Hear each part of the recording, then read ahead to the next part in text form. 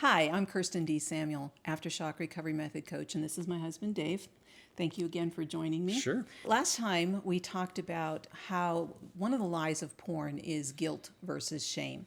Porn likes to pour on the shame, and how we had to work through that individually and together, and what that meant in our recovery process. Well, this week, we want to talk about how we started rebuilding our relationship. We get that question so many times of, well, what did you do? How did you do this? And honestly, we had to stop and think about this. How did we begin to reconnect? Because it really wasn't restoring the relationship as much as it was starting over. Yeah, rebuilding from the ground up. And I think one of the things that, because we had been hiding and we'd been isolated from each other and as a couple from others, there was a fracture in our spiritual relationship.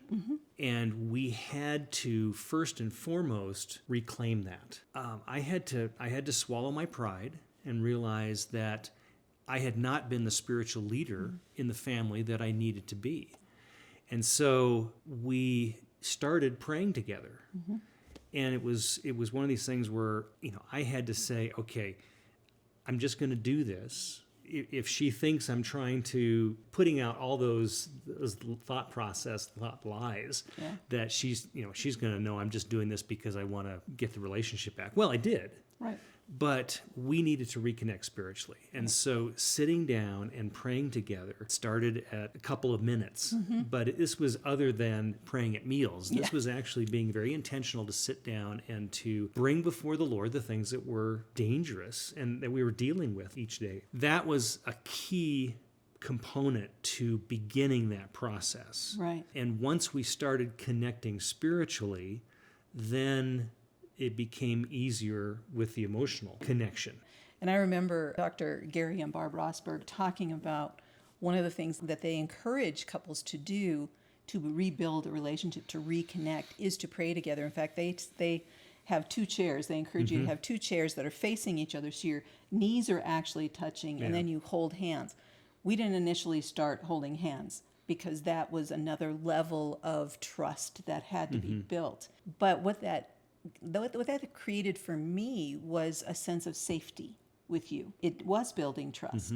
And it sounds kind of crazy, but the other thing I remembered was we began to intentionally spend time like we're doing right here, sitting together on the couch, turning off our phones. The TV was off, the radio was anything. And we started doing that every evening, answering two really simple questions. How are we doing? And how are you doing? Right. And giving the opportunity to let each other share what that was. The only thing that there was a caveat on that was we were not allowed to use the words I'm okay or I'm fine, because I'm okay, I'm fine tend to be cop-out answers. Right. They kill the conversation. Right. So it was really learning to risk talking to each other and saying, this day's kind of been crappy, and here's why. I'm struggling with this. And allowing the other person to hear it, not to fix it, but to hear it. But that also then opened up conversations in other areas. As we practiced this, and it was clunky and it was awkward, and we didn't do it well to begin with, but the more we did it, the more it became a very enriching time for me. Right. And it opened up opportunities to pursue conversations outside of things. And so that's good. It may be difficult to find a distraction-free time, especially if you've got little kids in the house or there's other things going on, at night after the kids are in bed. Now, we had the luxury of the kids weren't at home. Right. They had left the home at that point. So we had that time, but we still had to carve it out, and we still had to make it intentional. The one thing now, we've talked about the spiritual reconnection and the emotional reconnection, which can be heavy. Yeah. And we had then to introduce and reintroduce laughter into the relationship to lighten things up. And introducing that laughter, because it does tell us in the book of Proverbs, a cheerful heart is good medicine. And that's laughter, because it lightens. And some of the stuff that we talked about, even in those difficult conversations, we ended up cracking up because we realized as we talked about them together, we were holding on to something, we were making a mountain out of a molehill. It didn't really matter. But also in that laughter, I remember we started to dream together again.